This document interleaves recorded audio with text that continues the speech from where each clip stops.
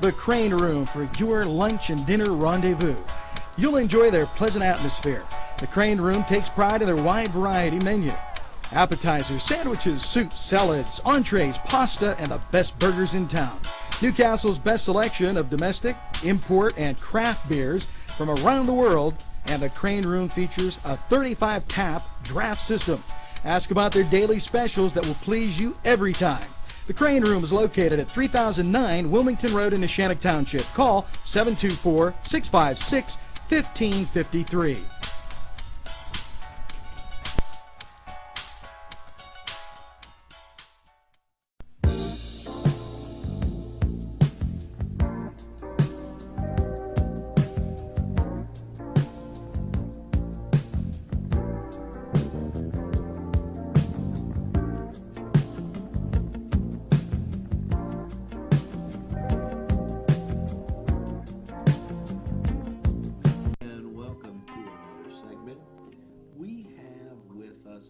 Special guest, Wendy Formery.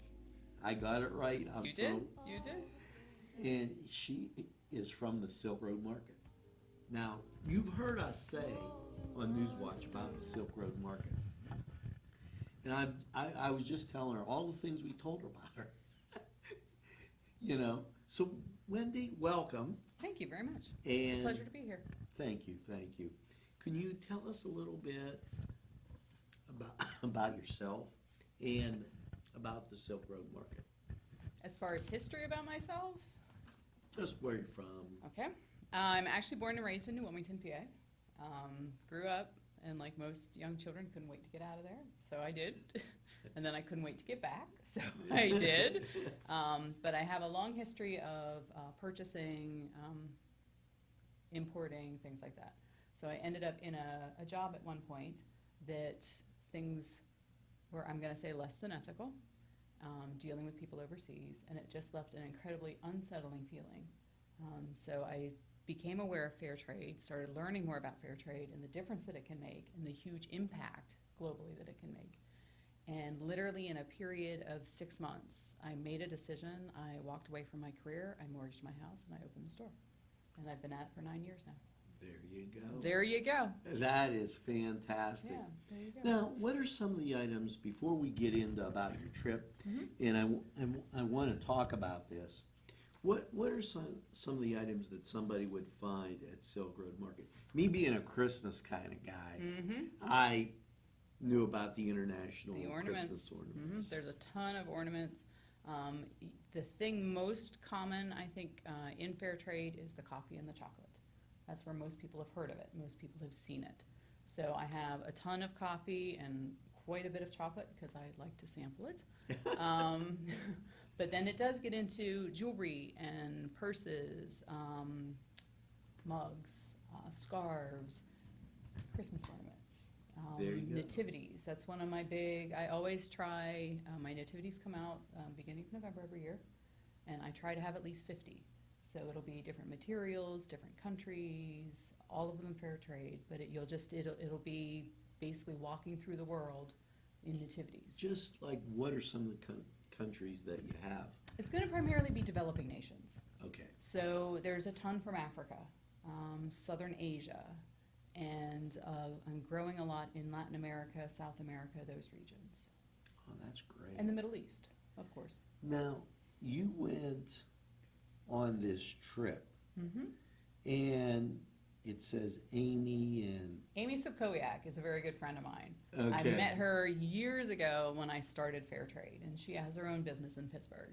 And she is the one who first took me down to Nicaragua the first time. So this was actually my second trip down. And the first time was uneventful, fun trip, met great people. This trip, she's like, Wendy, you know, I'm going to go find the balsa wood carvers in the Solentinami Islands. Do you want to come? Sure. I love a good adventure. Sure. And she's like, oh, it's going to be an adventure. I'm like, excellent. And that's what started the whole thing. So we literally started talking the beginning of December, kibitzing, what can we do, where can we go, and the trip all pulled off within about 30 days. Wow. Now, what you said, balsa wood. It's just a tree. It's a kind of tree. It grows incredibly fast. So it's considered sustainable, and that's one of the main concerns with fair trade is we want to be sustainable. Because if you deplete your environment, you're no longer going to have something to live off of. So they're always trying to find things that they can use, like bamboo, the balsa wood, things, trash. They use a lot of trash in fair trade because that's unfortunately, it's a steady resource for them. There's a place in Ethiopia that uses bullet casings because unfortunately Ethiopia's had so much war. Bullet casings are a ready resource. So in the Solentiname Islands, the one thing they have is these balsa wood trees.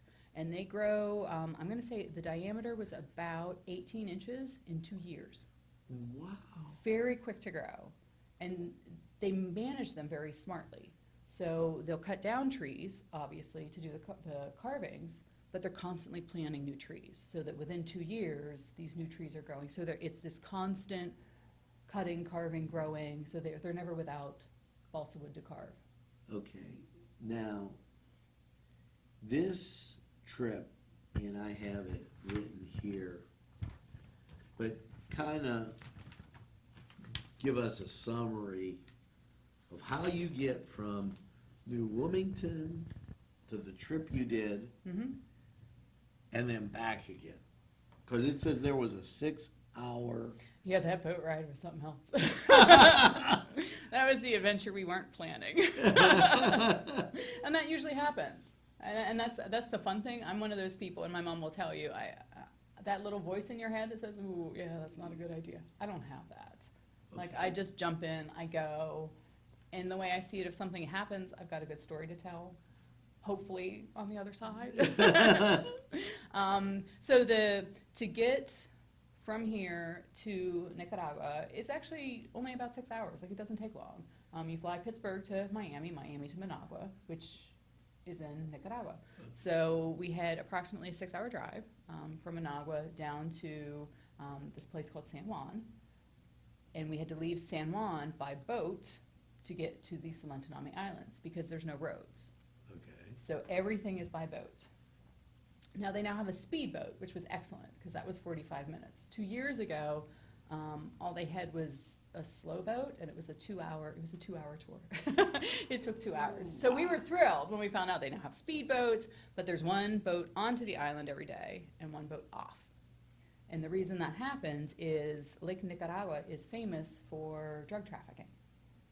So the military in Nicaragua has limited it to 2 boats total a day, and everyone has to be registered.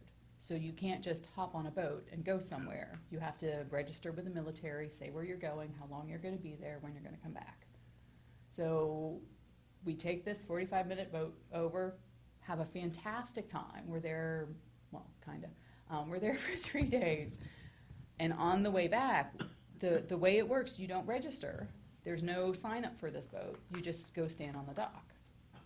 So the first 2 mornings, we're eating breakfast somewhere. We stayed in this little bungalow, and we could see the dock, and we counted how many people were there every morning, and every morning it was like 3, 4, and the boat can hold 12. So we're like, no worries, no problem. Right. We'll be fine.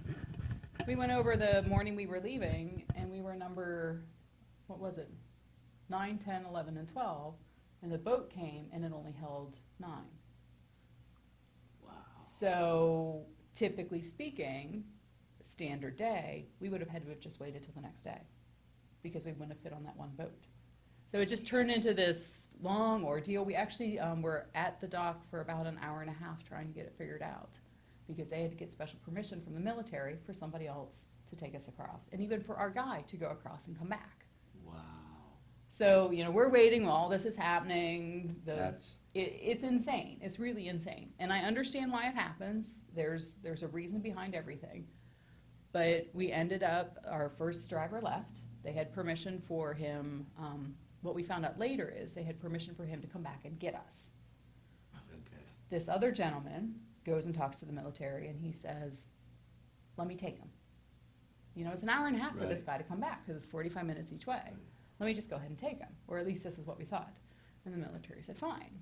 So we all load onto this boat, the 4 of us, no life jackets, nothing, start across this lake. We get halfway, and he just starts idling his engine, and he stops.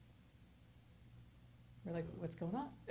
Why are we stopping? Because you can't. I mean, it's a big enough. It's not huge, but it's big enough. You can't swim to. I can't swim to shore. Some people Okay. can. Bigger than Lake Britain. Bigger is much bigger than Well, yeah. Huh? So we're just idling. He's like, yeah, well, I only have permission to take you halfway.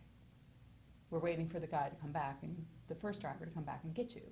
We're allowed to switch mid lake. Yeah. Okay. When's he gonna get here? Anytime now. And you hear that a lot, Doug. Anytime now. Okay, but we're not hearing him. And you can hear him from a ways away. So we're sitting, sun's beating down, and I'm calm by nature. Just, I like the sun. Right. I like the water. It's a day, whatever. Day on the lake. So an hour passes, we still don't hear anything. What's going on? Where's the guy? Why don't you call him? Well, I can't. What do you mean you can't? Well, my cell phone just died. What? What do you mean your cell phone just died? He's like, yeah, I can't call him. Great. So Jairo does the shipping for us. Jairo is actually a resident of Nicaragua, and he was with us, thank goodness. So he's like, here's my phone, what's the number? We call the guy, yeah, I'll be right there. We're like, we don't hear him.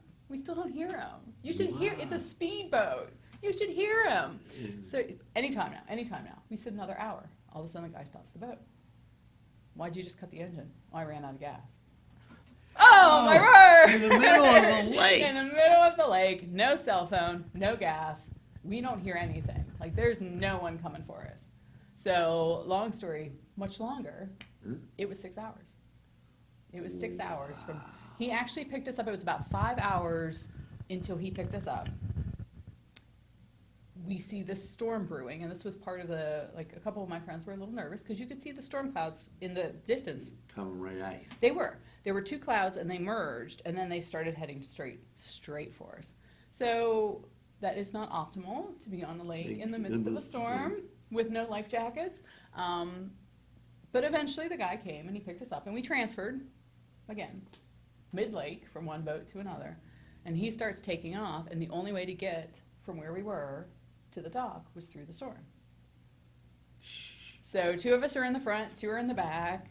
It was the duck and cover, seriously duck and cover, because stuff was pelting us. He, at one point, went through a flock of birds that were sitting on the lake. He didn't slow down. He just went whoosh. So these birds are whipping over our heads. And it was just, the whole thing was it was a comedy. It was truly a comedy. But we made it. And now I have a great story to tell. There you go. Well, we're going to be back with Wendy, and she's going to tell us a whole lot more right after these messages. Joshua Son Rehabilitation Center. From the moment you arrive, you know that you're in the right place. Dr. John Wrightson listens first. He pays attention to detail and then makes the determination. Joshua Son Rehabilitation. We make the pain go away. Hi friends, I'm Gary West, and whether you find Augustine's Pizza at your local grocery store or at their restaurant in Newcastle, the folks at Augustine's Pizza hope that their pizza is always your first choice for any and all occasions. Welcome back, and in this segment, Wendy brought some pictures with her for us to share, and they're going to appear behind us. Excuse us, we don't want to block anybody's view, but Wendy's going to tell us about her trip and these pictures that she brought back. Wendy, go ahead. Okay. The first picture we're looking at is actually the streets of Managua. What I find absolutely fascinating when you fly into Managua, you see just darkness. The whole countryside is just absolutely filled with darkness. And you come close to Managua and you see these little pops of gold. And it's lights, and it's actually a tree, like you see behind me. And it's this weird little appearance because the country is so poor, and they don't have electricity, and places don't have plumbing. But in the city, they do. And the president feels it's so important for visitors to see the wealth and to see that they do have electricity. So he actually pours thousands and thousands of dollars into these lights, into this appearance, to basically lead people to believe that the country is wealthy overall, when in fact they're not. They're incredibly poor. Wow. And when you say that, there's no roads or highways or anything like that? There's highways. Some of them are a little rough. It's more, a lot of it's going to be dirt. You'll find little dirt roads. You will find cobblestones. More where I notice it is, I mean, in hotels we have lights, and in hotels we have a bathroom. There's no hot water, but there's a shower facility in that. But when you go into the villagers' homes, they don't have any of that. The big thing, one of my ceramic artists, Duilio, the big thing this time, last time he didn't have plumbing, this time some nonprofit paid to put a toilet in his house. So he is one of the few houses in that entire village, and we're not talking about a 5-house village. It's substantial, Wow. but he's one of the few houses that now have plumbing. Now, go ahead, I don't want to interrupt you. No, that's totally fine. Continuing through. The next picture we've come to, it's actually one of the pictures on Isla Mancaron, is what it's called. It's part of the Solentiname Islands, and that's where the balsa wood carvers are. And as soon as you get off that speedboat, you're just totally enveloped by jungle, and it's beautiful and it's breathtaking. There's white egrets everywhere. They catch their own fish. They grow their own vegetables. There's no roads. Like, there's little paths, but there's no cars, there's no roads, there's nothing. So what we're actually looking at behind us, it's the Oropendola bird, and it's this beautiful bird with and you can see the nest. It's this funky little drop-like nest, and they're just everywhere. I'd never seen one before. It was kind of cool. It was like walking through an aviary. Wow. Only it was daily life, which is kind of cool. It's fascinating as I look at these pictures to just see some place untouched. It really is, and it's a fully sustainable community, which impresses me. So, like I said, they grow all their own vegetables, they catch their own fish, they grow their own rice, they grow their own coffee, their own chocolate. Literally 90% of what they need day to day, they grow for themselves. Now, are the cities more modern, or no, not really? In Nicaragua, in a whole, yes, they're much more modern. They're going to have the lights, they're going to have the plumbing, but when you're working with fair trade, you're working in the areas that are poverty-stricken. There you go. So they don't, and that's just the interesting. I've noticed, this is my second trip down, and in both trips, they don't have much. They have very little, but I have never seen happier people in my life. Wow. They're just, it's about family, it's about friends, it's about good living. There's no iPods, no Wiis, Nothing like nothing. that. Now, they do have internet centers, but in one town there will be one internet center, and that's it. That's their only connection to the outside world. Wow. Now, going through the rest of these pictures. Sure. The next one is actually as we're coming into the jungle. Okay. So that morning we were actually going to see a different family of balsa wood carvers, and we didn't realize ahead of time we were actually going to be doing a jungle trek. So we're in sandals. We were not in hiking boots. We went. Antonio is the gentleman who owns he doesn't own it, he manages the cooperative of the balsa wood carvers, and he's like, yeah, I'll take you over to Sector 2. That's where all the really good ones are. Okay, fine. So there we are in our sandals, doing our little jaunt. We get to his little hut, and he's wearing rubber boots, and he has a loaded gun and a machete. And we're looking at our shoes, and we're looking at him. We're like, oh, this is not good. This is not good at all. But we went, and it was an hour-and-a-half trek one way. Walking to get to this gentleman's house. And then an hour-and-a-half back. And it was actually, we made it to 2 houses, is all we made it to, because the sun started to set. And the sun's setting, and we have an hour-and-a-half walk back, and we're like, yeah, we're heading back. Yeah. So the picture you're seeing now is before we knew just how long of a walk we had. Wow. But it's beautiful. It actually reminds me of things you could see in the countryside here in Pennsylvania. That's, I think one of the things I wasn't aware of is they call it jungle. To me, it's a heavy forest. Okay. We grew up in a place, and we're living in a place that has heavy forest. Yes. The only Yes. difference is they have monkeys and bigger snakes. Much bigger snakes. I'm really a city person. So then, moving to the next picture, it's a gentleman and his son carving balsa wood. And that's typically how we would see them, sitting on a log. And that's how they teach. So the father, that's what he does all day, is he carves. And we talked to that gentleman for about an hour. And in that hour, I saw him do 6 pieces. Wow. It's incredibly fast. The blades are incredibly sharp. That's one of the things he offered to let us try. And I'm like, no.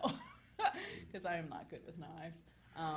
But his children will sit and watch him, and that's how they learn. That's how they learn. That's how they learn. They watch, and then one day he gives them a small knife.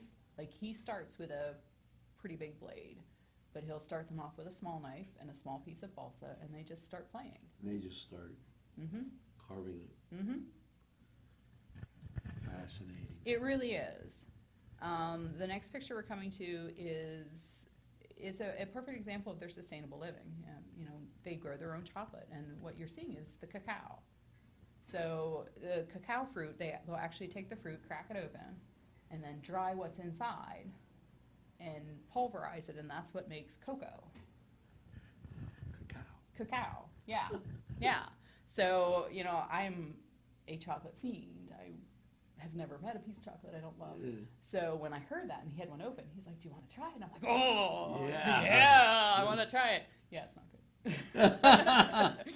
It was slimy and it was not good. So I'm very glad they figured out a way to change it. So you sweeten it up. So moving on, it's second island. The second day we went to a different island called La Venata. And what's amazing to me about Nicaragua is every village, every area has their own strength. They have their own craft. They have what they excel in. So in Mancaron, they do balsa wood. In La Venata, they're known for their primitive paintings. So it's not something that I would probably have at the shop. But when you have an opportunity to go see a village where they do nothing but paint, Right. why would you not? So we spent the day there watching him. And Rodolfo is actually, he's won national awards in Nicaragua for his painting. And what you see him actually doing right there, I bought a little piece and I had him sign it for me. Oh, that's great. So he's actually signing it with his grandson watching. Now, do they have schools? They do. They do. It's, yeah, they do. It's not what we have. It's not what we have. They have to pay for uniforms. They have to, so not everybody can go, but they do have schools. And they do learn the basics. And those that don't have schools, they do try to teach them at home. You know, they really do understand that an education is important. Wow. Now let's go on as we're going. This is actually Rodolfo's grandson, and Okay. he's right at the edge of the lake, and what you see him standing by is their laundry. So it's literally wooden platforms, and they just, it's almost like a washerboard. And they wash Mm-hmm. their stuff right in the lake. While the speedboats go by. While the speedboats go by. Yes, they do. Yes, they do. Wow. And Rodolfo, his grandson, actually was doing a couple pieces while we were there. Just, I mean, he's more mentoring around because he's so little, but he was giving it a go. Giving it a good go. At this point, the pictures are going to take us to a different village, and we're going into San Juan de Oriente. And San Juan de Oriente is known for its ceramics. They use a volcanic clay to do that. So what you're actually seeing is someone painting a vase. They have what's called a kick wheel. It's operated all by foot, by kicking back and forth. And I got a chance to try it, and it is not easy. Yeah. It's very hard. Ceramics are very hard, I'm going to tell you. And getting your foot going, like I evidently have no Foot coordination and no foot speed, because I mean they have that thing whipping. It's unbelievable how fast that goes, and mine was barely creeping. So I basically made a modern ashtray. But they do these amazing pieces, and then they paint it all using this kick wheel. And again, there's no electricity, so it's all foot powered. And when they fire it, it's a brick kiln. So it's literally just fire. So in San Juan this time, I ended up finding a bamboo basket weaver, which I had never seen before. So what you're actually seeing right now is a woman weaving a basket. And she just, the speed at which, because again, I'm not good at it. I don't pretend to be good at it. I'm not even going to try. I ordered 6 baskets from her before I left, and I saw her on Friday afternoon, and she had them ready to pick up on Sunday morning. Unbelievable. So, you know, they really, they pick one thing, they do it well, they learn at it, they get exceptional, and that's their income. Wow. So the next picture is in Messiah, and again, it's different villages have their different strengths. This gentleman is one of 3 that's right along that road, and he uses recycled automobile parts. He melts down the aluminum. Now, they have automobiles there. In the cities they would, yeah. And And some of the people in the country do as well. how do you get down the path? It's this wide. Well, some of the bigger cities like San Juan, they're going to have bigger roads. It's the islands where there's nothing. Okay. It's so, you know, the roads are pretty wide. It's enough for at least one car. It's like, I got my car stuck in the tree. No, I didn't see that. So what they actually do is it's this jury-rigged system that's oil drums. So they'll have one oil drum at the bottom where they light the fire, they start the fire, and there's a second oil drum slightly above it that's got the oil dripping, and they've got a leaf blower attached to the bottom one.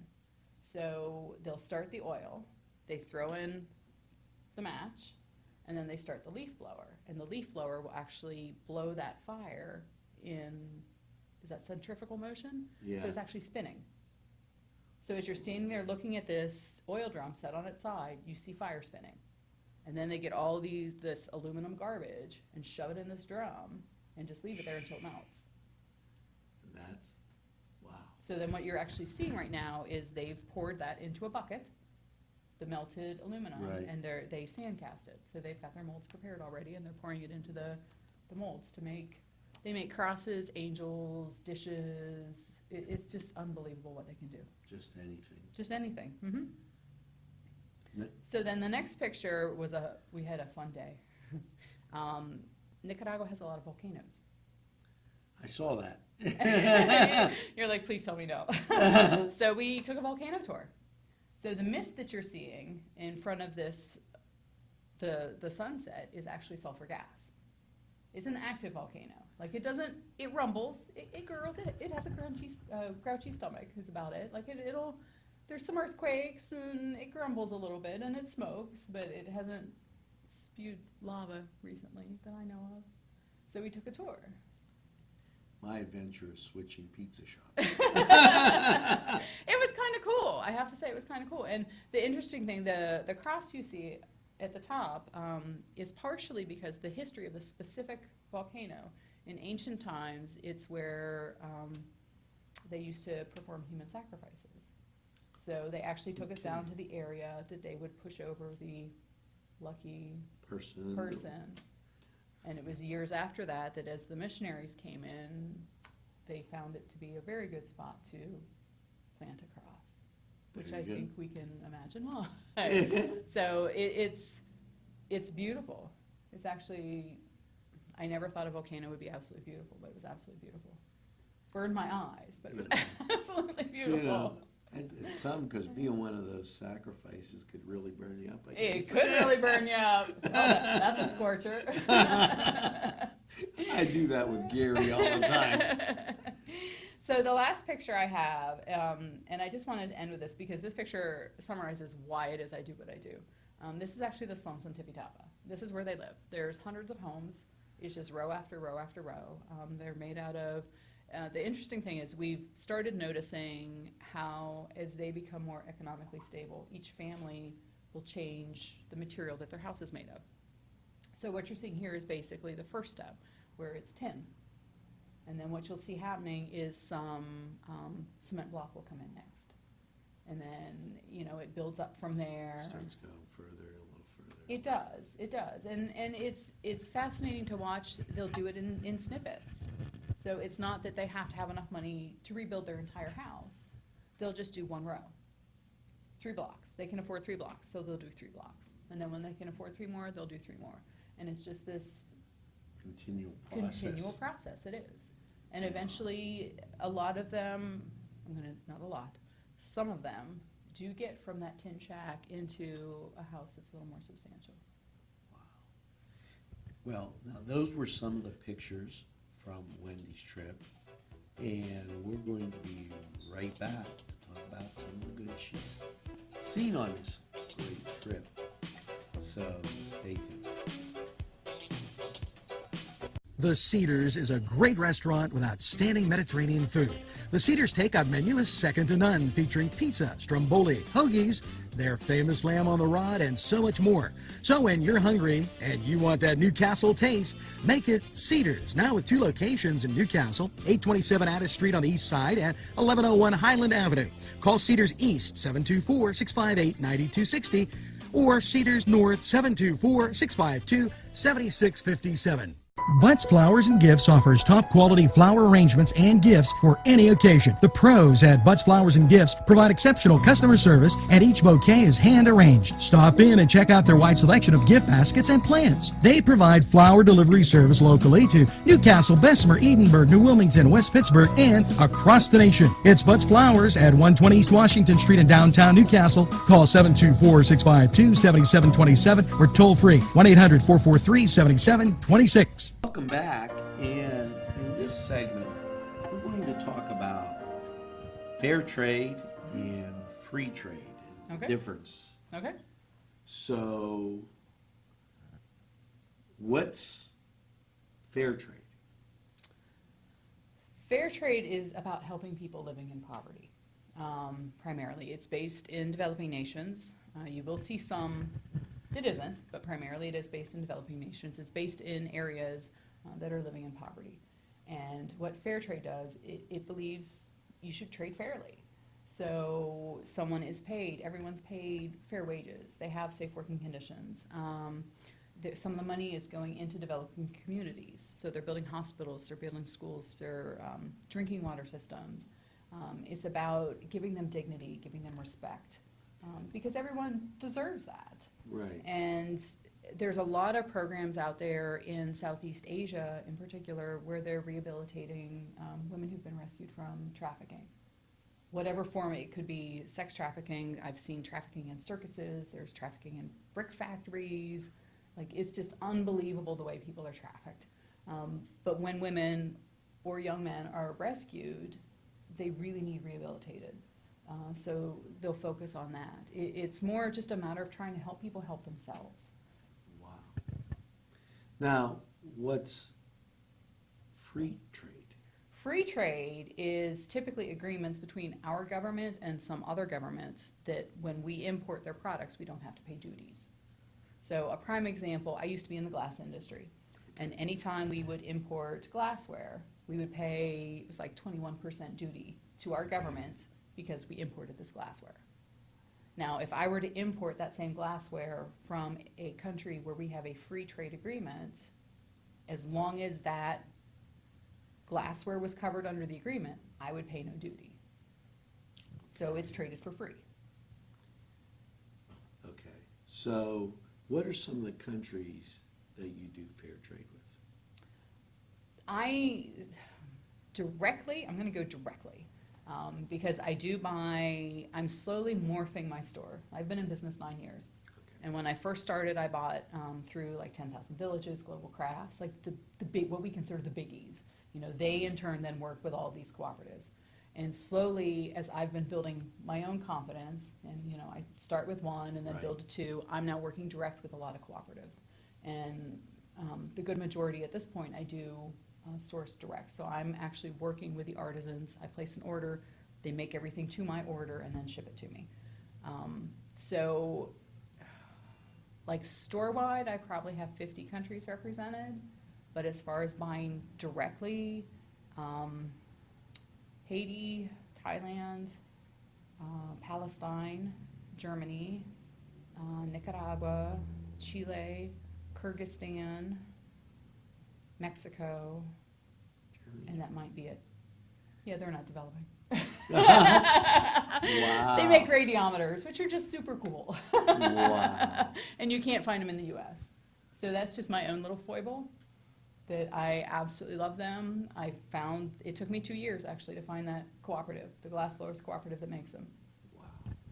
Now, we're going to be back and we're going to talk about some of the items right after these messages. If you're craving hot dogs and more, and you're in the area, then look no farther than Coney Island, downtown Newcastle on Kennedy Square. Tuscany Square Restaurant, 3470 Wilmington Road, where old world charm meets the modern conveniences of today. Spacious seating and amenities await. Fresh ingredients that make that just right pizza or entree. It's Tuscany Square for your next event. Stop and see us or give us a call at 724-654-0365. Welcome back, and now we're going to talk about those items that might make the perfect gift at the Silk Road Market. So why don't you kind of tell us a little bit about the store? We have a little bit of everything. I'm going to be honest, Angelo, I'm sorry, it's mostly girl-friendly. We don't have a ton of stuff for guys. Go figure. Go figure. Yeah. But there's jewelry and purses and scarves and, of course, the balsa wood carvings and ceramics. One of the most popular things I have right now is a butterfly wing earrings. So it's a group in Peru, and they've paired up with a butterfly preserve, and a butterfly only lives 3 to 4 months. So when that butterfly passes away, somebody picks up the wings and they convert them into jewelry. So they give them a second life. And that has been hands down my bestseller so far this spring. That's what Now, do they everyone's going dip for. them in something? They have a piece of acrylic on each side, and then there's a piece of a silver plate that goes around it, so you can actually see both sides of the wing. And what I never realized, depending on a butterfly, sometimes the front of their wing and the back is different. So you can catch how they iridesce. You can see, I am totally smitten with them. I have started collecting them myself. That is just, that's It's awesome. super cool. It's really super cool. Now, the countries that you get the holiday ornaments from, the Christmas ornaments from, are they necessarily Christian countries or? Not necessarily, because Christmas is, in this day and age, it's celebrated by non-Christians as well as Christians. Okay, Not the religious part of it, but they the celebrate. gift-giving part of it, Okay, they'll celebrate. And with that sometimes comes the Christmas tree. right, Now, obviously, everything from Palestine, they are Christians. right. And that's a good portion of what I have on the holiday ornaments. Just, again, that's one that I support directly. So I make sure I support them wholeheartedly. So I typically have a tree that's nothing but carved olive wood that comes from Palestine. Now, they're probably wondering, do we put a speedboat on the Neshannock Creek to get I to the wouldn't. Silk? I wouldn't, but give it a try. How do we get to the Silk Road Market? It's in downtown New Wilmington. It's on the main square. It's the northwest corner. Okay. Look for the sign. We'll be looking for it. Please do. And I hope you enjoyed these segments with Wendy. I'm gonna Farmery. See, I knew I was gonna say it right. It's okay. And hope you enjoy watching NCTV45 all the time. So stay tuned for more of this local programming, and we're going to speak with these people about these messages and sponsors to pay for this great local programming, and we'll see you again. Thanks a bunch. They look like you should be able to find them in a lot of the bigger, more expensive department stores. I love this shrug. This shrug is by far my favorite accessory with this clothing line. This shrug allows me to wear it short and sexy or long and a little bit more flirty and flowy.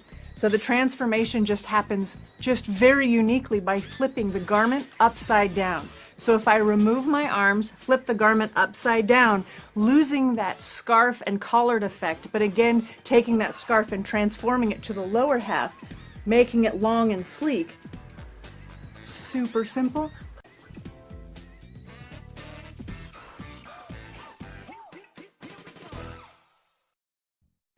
Bring in the NCTV45.